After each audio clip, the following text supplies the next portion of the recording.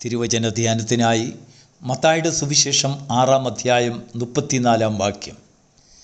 അതുകൊണ്ട് നാളേക്കായി വിചാരപ്പെടരുത്, നാളത്തെ ദിവസം തനിക്കായി വിചാരപ്പെടുമല്ലോ. അതത് ദിവസത്തിന് അന്നന്നത്തെ ദോഷം മതി. പെന്തക്കോസ്ത് മെസ്സഞ്ചറിൽ കൂടെ പ്രഭാത സന്ദേശം കേൾക്കുന്ന എല്ലാ പ്രിയപ്പെട്ടവരെയും ക്രിസ്തുയേശുവിൻ്റെ ധന്യനാമത്തിൽ വന്ദനം ചെയ്യുന്നു.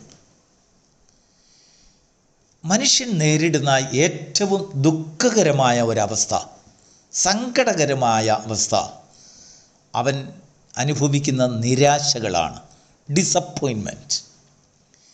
നിരാശയില്ല എങ്കിൽ മനുഷ്യന് സ്വർഗതുല്യമായ ഒരു ജീവിതം ചെയ്യാൻ കഴിയും. നോക്കൂ, മത്തായിയുടെ സുവിശേഷം 6-ാം അധ്യായം നാം ശ്രദ്ധിച്ച് വായിക്കുമ്പോൾ അതിൽ ഒരു വാക്യം പോലും സ്വർഗത്തിലോട്ട് പോകാനുള്ള ഉപദേശങ്ങളൊന്നും പറഞ്ഞിട്ടില്ല.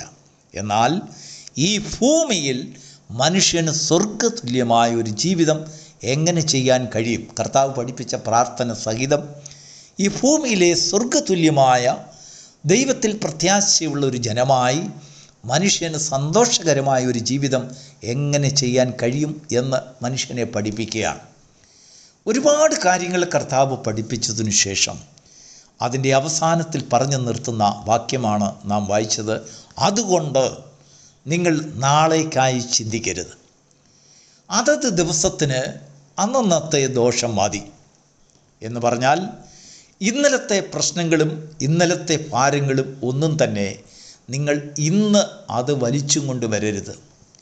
ഇന്നലെ സംഭവിച്ച അനേക ദോഷമുണ്ട്, അനേക ഗുണങ്ങളുണ്ട്, നന്മയുണ്ട്, തിന്മയുണ്ട്, സങ്കടങ്ങളുണ്ട്, വേദനയുണ്ട്, ഭാരങ്ങളുണ്ട്. നമ്മുടെ ജീവിതത്തിൽ വന്നു പോയിട്ടുള്ള പല തെറ്റുകളുണ്ട്. അതിനെ ഒന്നും ആവർത്തിക്കുന്ന ദിവസമാകരുത് ഇന്ന്. അതിനുശേഷം കർത്താവ് പറയുകയാണ്, നാളേക്കായി വിചാരപ്പെടരുത്.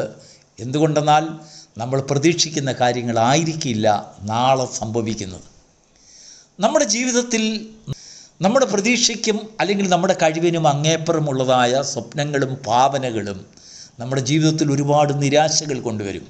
പല കാര്യങ്ങളും നമ്മൾ ആഗ്രഹിച്ചതുപോലെ സാധിക്കുന്നില്ല എങ്കിൽ, ആഗ്രഹിച്ച രൂപത്തിലും ആഗ്രഹിച്ചതായ ആ ഒരു കനത്തിലും നമ്മൾക്ക് ലഭിക്കാതെ വരുമ്പോൾ നമ്മുടെ ഹൃദയത്തിൽ നിരാശയുണ്ടാകും, ഡിസപ്പോയിൻമെൻറ്റ്. അത് വേദനാജനകമായ ഒരു അന്തരീക്ഷം സൃഷ്ടിക്കും. എത്രയോ ജീവിതങ്ങൾ മറ്റുള്ളവരുടെ നിന്ദയ്ക്കും പരിഹാസത്തിനും അവഗണനയ്ക്കും പാത്രീഭൂതരായി ജീവിക്കുവാൻ അവരുടെ ജീവിതത്തിലെ നിരാശകൾ വഴിവെച്ചിട്ടുണ്ട്. ഡിസപ്പോയിൻമെൻറ്റ്. ആരാണ് ഈ നിരാശ സൃഷ്ടിക്കുന്നത്? നോക്കൂ, നിരാശകളെ ഒഴിഞ്ഞു ജീവിക്കാനുള്ളതായ ചില കീവേഡ്സുകളുണ്ട്. നമ്മുടെ മാനുഷിക ജീവിതത്തിൽ നമ്മൾ ശ്രദ്ധിച്ച് കേൾക്കുക. നമ്പർ 1, നാം ഒരു വിവാഹം കഴിക്കാൻ അല്ലെങ്കിൽ നമ്മുടെ കുഞ്ഞുങ്ങൾക്കൊരു വിവാഹം നടത്താൻ നമ്മൾ താല്പര്യപ്പെടുന്നുണ്ടെങ്കിൽ, അല്ലെങ്കിൽ നമ്മുടേതായ ഒരു വിവാഹം, അത് സാധ്യമാകുന്നിടം വരെ ഒരു മനുഷ്യനോടും പറയരുത്. നമ്പർ 2, ഒരു വണ്ടി വാങ്ങാൻ നമ്മൾ ആഗ്രഹിക്കുന്നുണ്ടെങ്കിൽ ആ വണ്ടി വാങ്ങിച്ച് നമ്മുടെ പേരിലാക്കുന്നിടം വരെ അതാരോടും പാടിക്കൊണ്ട് നടക്കരുത്.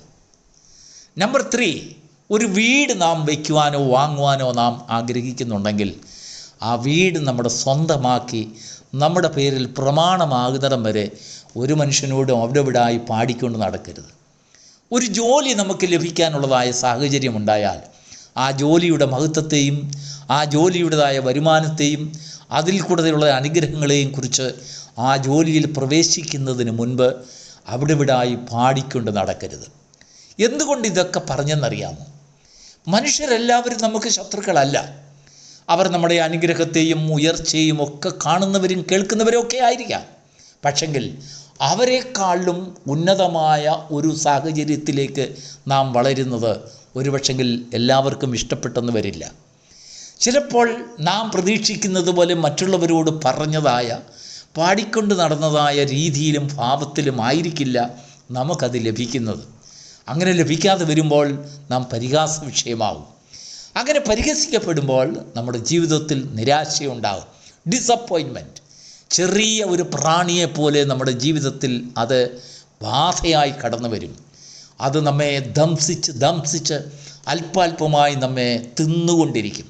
ജീവിതം നരകതുല്യമാക്കും. നാളേക്കായിട്ടുള്ളതായ അല്ലെങ്കിൽ വീണ്ടും വീണ്ടും പ്രതീക്ഷകളും ഭാവനകളും നമ്മളിൽ വളർത്തിക്കൊണ്ടിരിക്കും. വൈരാഗ്യങ്ങൾ ഉണ്ടാക്കും, പ്രശ്നങ്ങൾ ഉണ്ടാക്കും. ദൈവത്തിന് മഹത്വം ഉണ്ടാകട്ടെ. 3 കാര്യങ്ങൾ നമ്മുടെ ജീവിതത്തിൽ എപ്പോഴും ശ്രദ്ധിക്കണം. 1, ഇന്നലത്തെ ദിവസത്തെ ഓർത്ത് പരിതപിക്കാതിരിക്കുന്നവരായിരിക്കണം. അനേക നഷ്ടങ്ങൾ നമുക്ക് ജീവിതത്തിൽ ഇന്നലെ സംഭവിച്ചിട്ടുണ്ട്. നമുക്കത് കൂട്ടുവാനും കുറയ്ക്കാനും കഴിയില്ല. പക്ഷെങ്കിൽ ദൈവം നമുക്ക് ഇന്നൊരു ദിവസം തന്നിട്ടുണ്ട്. ഇന്ന് തന്നിരിക്കുന്നതായ ദിവസത്തിൽ നാളത്തെ ദിവസത്തെക്കുറിച്ച് ഭാരപ്പെടരുത്. അതുമാത്രമല്ല, നമ്മുടെ സന്തോഷം മറ്റുള്ളവരിൽ നമ്മൾ കാണുവാൻ ശ്രമിക്കരുത്. നമ്മുടെ സന്തോഷം നമ്മൾ തന്നെയാണ് സൃഷ്ടിക്കുന്നത്. ദൈവത്തിന് മഹത്വമുണ്ടാകട്ടെ. പ്രിയപ്പെട്ട ദൈവത്തിൻ്റെ മക്കളെ, ദൈവത്തിൻ്റെ വചനം പറയുന്നത്, ഇന്ന് നിങ്ങൾ അവൻ്റെ ശബ്ദം കേൾക്കുന്നുവെങ്കിൽ, ഇന്നലെ കേട്ട ശബ്ദത്തെക്കുറിച്ചോ നാളെ കേൾക്കാൻ പോകുന്ന ശബ്ദത്തെക്കുറിച്ചല്ല ദൈവത്തിൻ്റെ വചനം നമ്മെ ഓർപ്പിക്കുന്നത്. ദൈവശബ്ദമയെ ഓർപ്പിക്കുന്നത്, ജനത്തോട് ദൈവം പറയുന്നത്, ഇന്നെന്ന് പറയുന്നതായ ഒരു ദിവസം നിങ്ങളുടെ മുൻപിൽ ശേഷിച്ചിരിക്കുന്നു. ഇന്നത്തെ ദിവസത്തിൽ ഇന്ന് നിങ്ങൾക്ക് നേരിടേണ്ടത് ദൈവത്താൽ ദാനം ചെയ്യപ്പെട്ടിരിക്കുന്നു. അവയിൽ എങ്ങനെ വിശ്വസ്തരാകാം, അതിനെ നിങ്ങൾക്ക് എങ്ങനെ യൂട്ടിലൈസ് ചെയ്യാം, അത് നിങ്ങളുടെ ജീവിതത്തിൽ എങ്ങനെ സന്തോഷകരമാക്കാം, അതാണ് കർത്താവ് നമ്മെ പഠിപ്പിച്ചത്. ഒരു പക്ഷെങ്കിൽ മനുഷ്യൻ തൊട്ടടുത്ത ദിവസത്തേക്കോ അടുത്ത വർഷത്തേക്കോ ജീവിതത്തിൽ അടുത്ത മാസത്തേക്കോ ഒന്നും സംഭരിക്കുന്നവരും സമ്പാദിക്കുന്നവരും ആകരുത് എന്നല്ല കർത്താവ് പഠിപ്പിച്ചത്. എന്നാൽ കർത്താവ് പഠിപ്പിച്ചതായ വാക്യങ്ങളിലൊക്കെയും പ്രാർത്ഥനയിൽ ഉപയോഗിച്ച വാക്യങ്ങളിലൊക്കെയും ചില ശക്തിയേറിയ സന്ദേശങ്ങളുണ്ട്. അതത് ദിവസത്തേക്കുള്ളതായ ആഹാരം ഞങ്ങൾക്ക് തരണമേ എന്ന് പറഞ്ഞാൽ, നാളെ നിനക്ക് എന്ത് ഭക്ഷിക്കാൻ കഴിയും, എന്ത് ഭക്ഷിക്കാൻ സാധിക്കത്തില്ല എന്ന് സ്വർഗം തീരുമാനിച്ചിട്ടുണ്ടാകാം. നീ പ്രതീക്ഷിക്കുന്നതിലും അപ്പുറം അനുഗ്രഹമായിട്ടായിരിക്കാം ദൈവം ചെയ്തത്.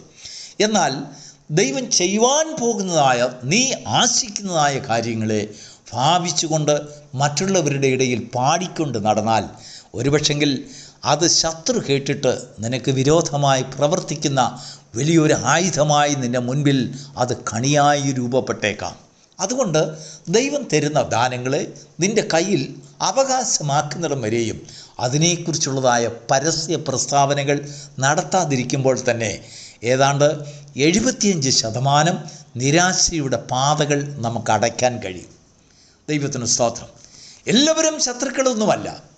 തീർച്ചയായിട്ടും നമ്മുടെ മാതാപിതാക്കളാണെങ്കിലും സഹോദരങ്ങളാണെങ്കിലും ഭാര്യ ഭർത്താക്കന്മാരാണെങ്കിലും കുഞ്ഞുങ്ങളാണെങ്കിലും ഒരുവനേക്കാൾ ഉയരത്തിൽ പറക്കുന്നതും ഒരുവനേക്കാൾ ഉയർന്ന പാതയിലെത്തുന്നതും എല്ലാവർക്കും ഇഷ്ടപ്പെടുന്നു വരില്ല. 99% ഇഷ്ടപ്പെടില്ല. നമ്മൾ അനുഗ്രഹിക്കപ്പെടുവാൻ അവരാഗ്രഹിക്കുന്നു. നമ്മുടെ വഴികളൊക്കെ ഉയർന്നു തന്നെ പോകണമെന്ന് അവർ ആഗ്രഹിക്കുന്നുണ്ടെങ്കിലും അവരെക്കാൾ ഉയരത്തിലല്ല, അല്പം താഴെ. ദൈവത്തിന് സ്തോത്രം. അത് നമ്മുടെ ജീവിതത്തിൽ വലിയ ശ്രദ്ധിക്കപ്പെടേണ്ടതായ ഒരു കാര്യമാണ്. മറ്റുള്ളവർ നമ്മുടെ സഹോദരങ്ങളെന്നുള്ള രീതിയിൽ, സുഹൃത്തുക്കളെന്നുള്ള രീതിയിൽ, അങ്ങനെ നമ്മെ സ്നേഹിക്കുന്നുള്ള രീതിയിൽ, കരുതുന്നുള്ള രീതിയിലൊക്കെ സംസാരം കേട്ട് അല്ലെങ്കിൽ ആകർഷിക്കപ്പെട്ട് വിശ്വസിച്ച് നമ്മുടെ വഴികളെല്ലാം വെളിപ്പെടുത്തുമ്പോൾ ദൈവത്തിൻ്റെ ആത്മാവ് പറയുന്നു, ദൈവം നിനക്ക് വരുത്തുന്നത്, നാളെ വരുത്തുന്നത് എന്തെന്ന് നീ അറിയാത്തത് കൊണ്ട് നിൻ്റെ വാക്കുകളെ നാം നിയന്ത്രിക്കണം എന്ന് ദൈവത്തിൻ്റെ ആത്മാവ് പറയുകയാണ്. അതാണ് കർത്താവ് പറയുന്നത്, നാളത്തേക്കായി നീ വിചാരപ്പെടരുത്. നാളത്തെ ദിവസം തനിക്കായി വിചാരപ്പെടുക. അതായത് നാളെ എന്ന് പറയുന്നത് ഒരു ബോഡിയായിട്ട് കർത്താവ് അത് നമ്മുടെ മുൻപിൽ നമ്മുടെ മുൻപിൽ പ്രതിപാദിക്കുകയാണ്. നാളത്തെ ദിവസം തനിക്കായി വിചാരപ്പെടുമല്ലോ എന്ന് പറഞ്ഞാൽ, നാളത്തെ ദിവസത്തിനൊരു ജീവനുണ്ട്, ഒരു ജീവാത്മാവുണ്ട്. ആ നാളത്തെ ദിവസത്തിന് ഒരു കരുതലുണ്ട്.